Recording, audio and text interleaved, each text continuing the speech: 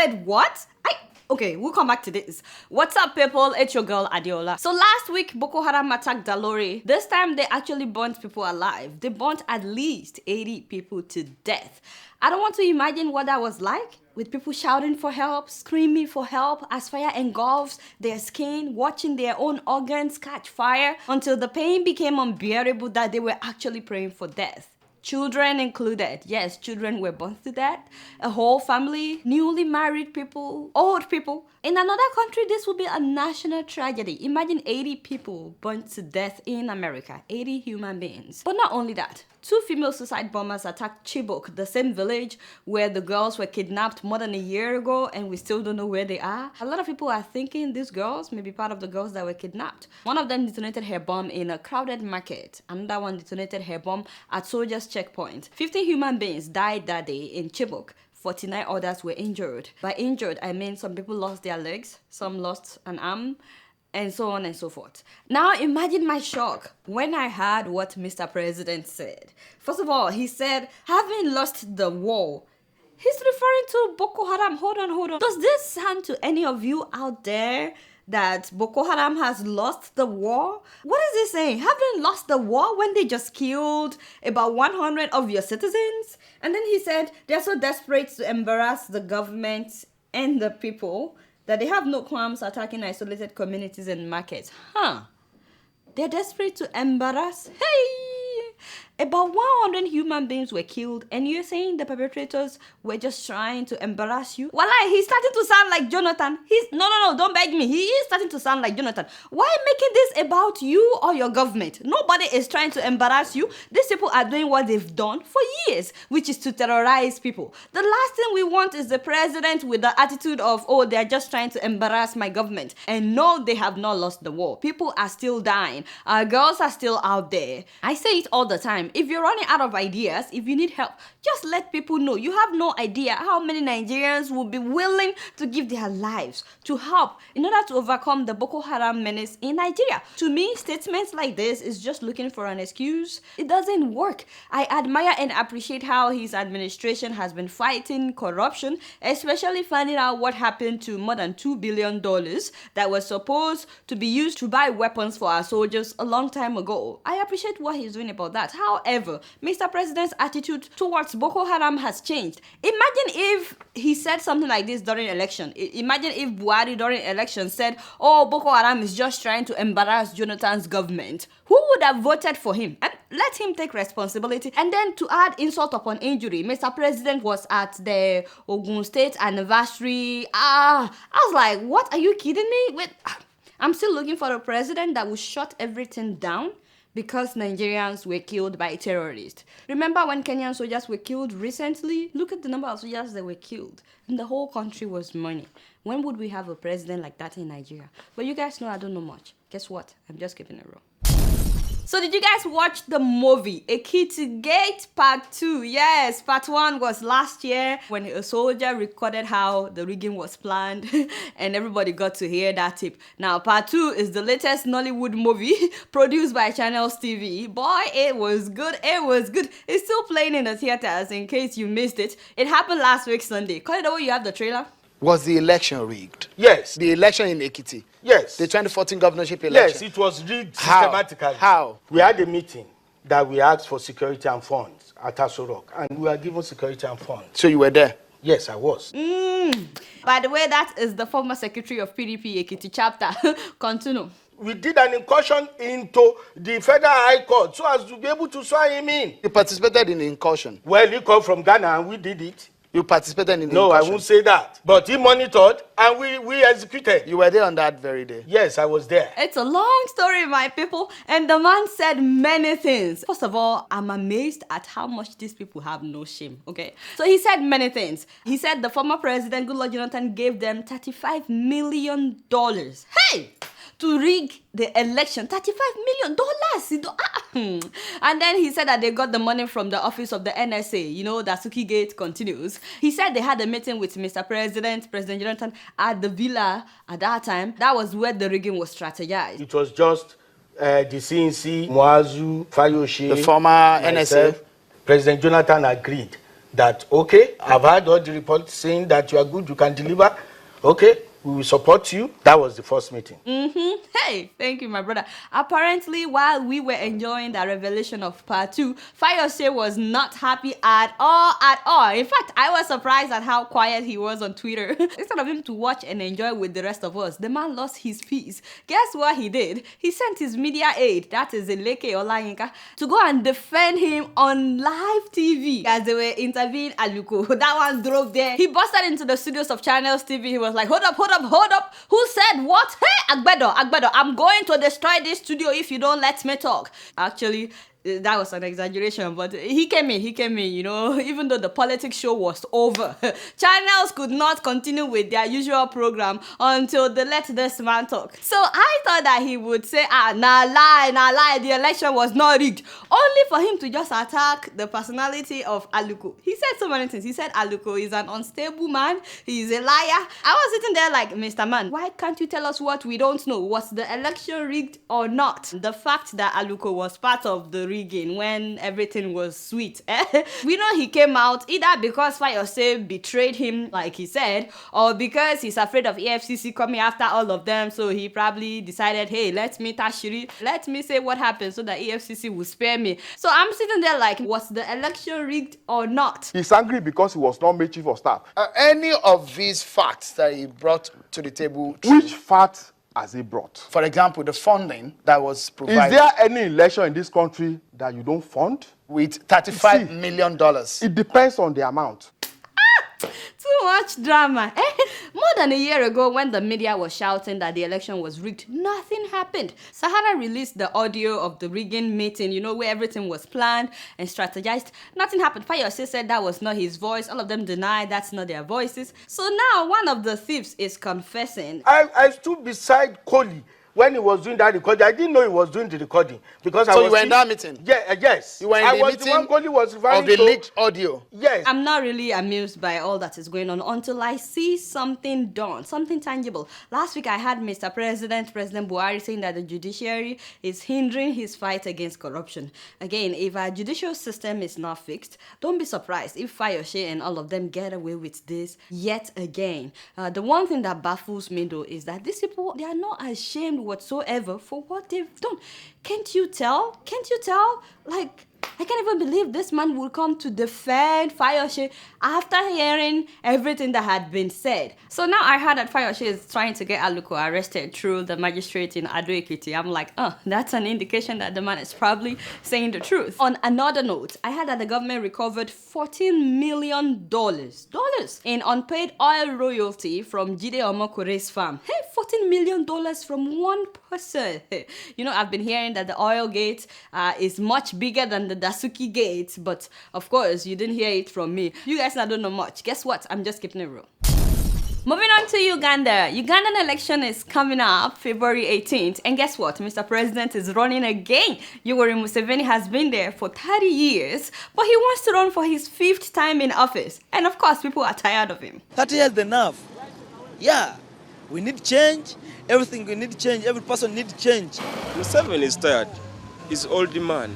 Now we want the people who is not a soldier to rule us. There are 8 candidates running, 7 men and 1 woman, and they recently had a debate, but guess what? Mr. President boycotted that debate. As a matter of fact, he didn't just boycott the debate. He said that the election debate is childish and it's for school kids. He said, I've never understood old people engaging in talking competitions like school kids. Man, that sounds like someone that is ready to rig the election and win whether he attends debate or not. Instead of attending debates, though, to tell people what he can do for them if they vote for him again, guess what Museveni is doing? First of all, he's shipping in anti-riot trucks to prevent any uprising among the people. I'm talking about more than a dozen new tear gas vehicles, water cannons, and pepper sprayers for crowd control. And this is not hidden. They even park some of these trucks in front of people's houses and shops so that you can see it in case you're thinking about staging a riot or a protest. Talk about intimidation. Now, not only that, since last year, the police have been cracking down on social media in Uganda.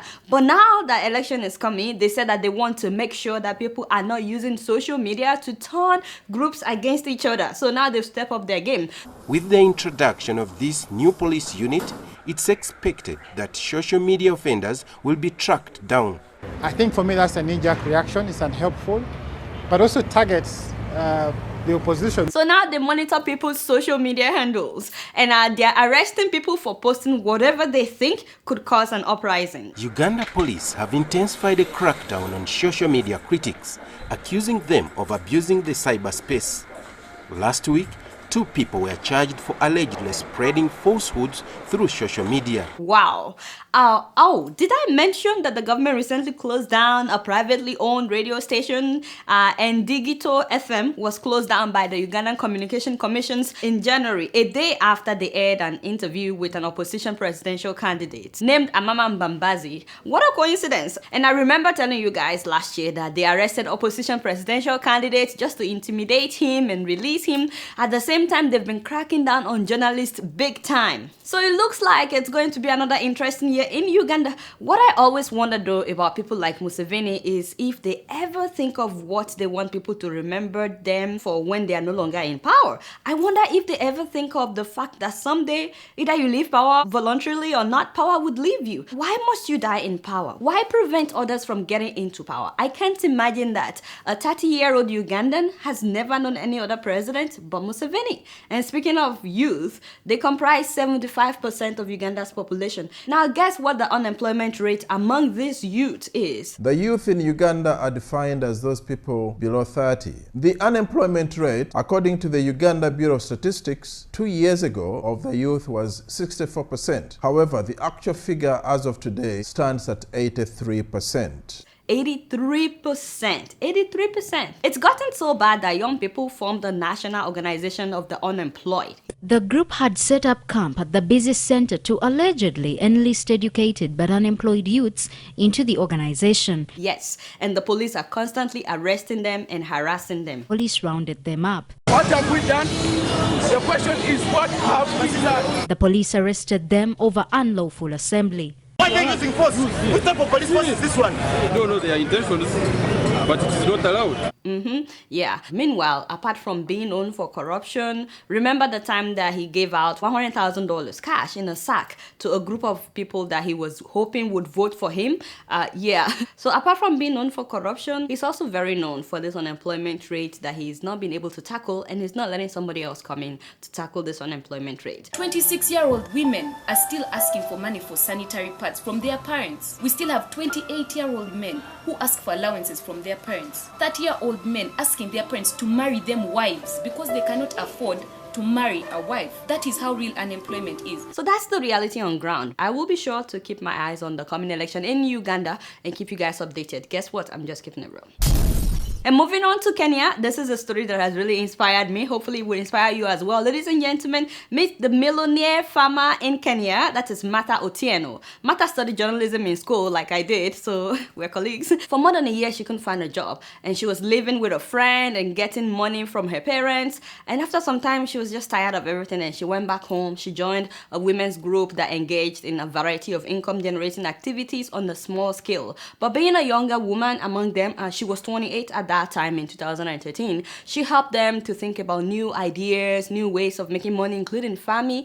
And that's because when she was in the university in Tanzania, Martha was also growing rice. She was growing rice to have some income for living expenses. But after some months of doing that with the women, she decided to go solo and see what she could do with farming since she couldn't get a job. But the first problem was being a woman and being a single woman, she couldn't buy a land on her own. I was shocked by that. I'm not yet married.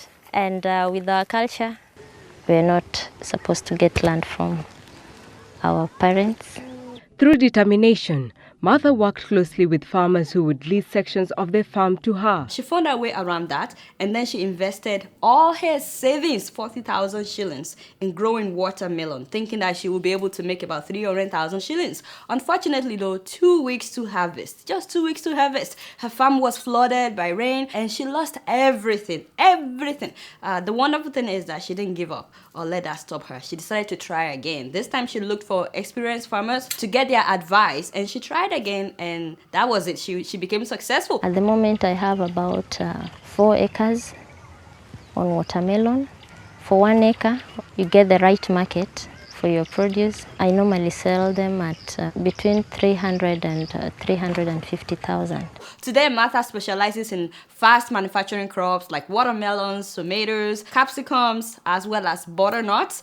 And she takes advantage of plants that take an average of 3 months to be ready. Now, she has several farms, including fish farms. She began to acquire pieces of land in Rachuonyo, Bita, Suba, and Nyatike, where she rotates pepper, groundnuts, maize, and watermelon.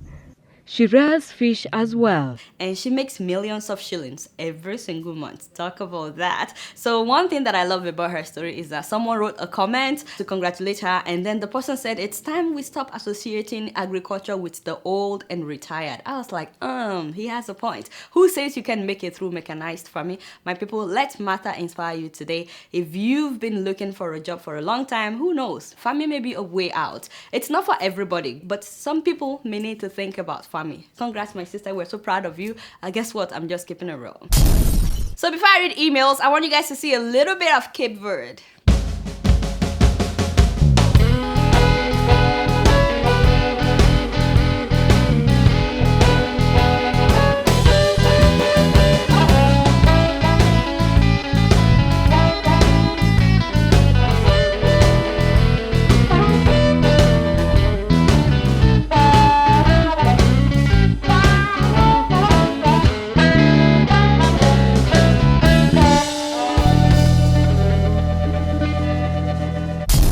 Very beautiful, a place for me to visit for vacation, definitely. So before I leave today, I like to read some of your emails, and it's like every week now that I get emails like this. Listen to this. Hi Adeola, please, I like to withhold my name, but I'm studying in Eastern Europe and our accounts have been restricted even after we updated our profiles last year. I'm writing to you on behalf of all students in Eastern Europe. Please intercede for us as we've been stranded and we have no access to our accounts to withdraw cash, and sending US dollars from home is not an option for us due to the current exchange rate, as it will be a financial death sentence placed on our parents and guardians. Wow, I am so sorry whoever sent this email. I can't imagine what this person is going through, as well as so many other students.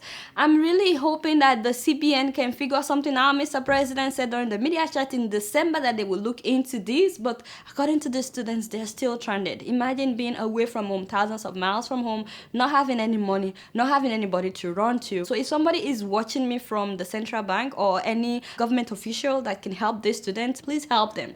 Thank you very much, and I'm hoping to hear back very soon and to hopefully hear something positive. The next email is from Manye Igwe, and he says, hi Adeola, please help us here in Qatar to inform our embassy, which is in Dubai, to come and renew our passports. They should be coming at least every month because the distance is not far, but they come once a year. Nigeria is too big for this act, please. Okay, so I'm trying to understand this, but how would you say that people can only renew their passport once a year? It's not fair now, and please. So hopefully somebody at the Nigerian embassy in Dubai is watching this that can help these people. It's not realistic to say that people can only renew their passports only once in a year. Thank you for letting me know. The next email is from Ngozi Ofor, and this person says, hi Adeola, we want to see Koledowo's face like we see tomato jars. Sure you had. Oh yeah, come out, eh? Today you cannot escape. Just come and say hello to the people. Koledowo, you have to come. Where are you going? Dr. Damages. What? You called me. I called Koledowo. Is sitting right. You see what you are causing? Sir, am I not the... You want to deceive people. You know you are very tall. You better do this because your head will cut off. Hello. This is Dr. Damages. Oh, it's not even in the shot. Oh. Anyway, say hello to my people. Hey, hello people of Keeping It Real. This is Dr. Damages. Mm-hmm. Try to watch my show sometimes. You know what I mean? Help me out. She's beating me every week. Help me out. They watch your show too. And we're happy to have you, but you're not the one that people want to see. Anyway, it's good to see you. I don't know why Dr. Damages came in. Koledowo is sitting right here and Dr. Damages walked past him. I don't know why, but don't worry. I will get him to come out next time, eh? Alright, that's all the time that I have for emails today. Please keep sending your emails to adeola.keepingitreal@gmail.com. Alright, y'all, it's been real. Don't forget to follow me on Twitter, Facebook, and Instagram. It's been real, and I'm keeping it real right up in here. Until next week, I'm gonna see y'all later. Peace out.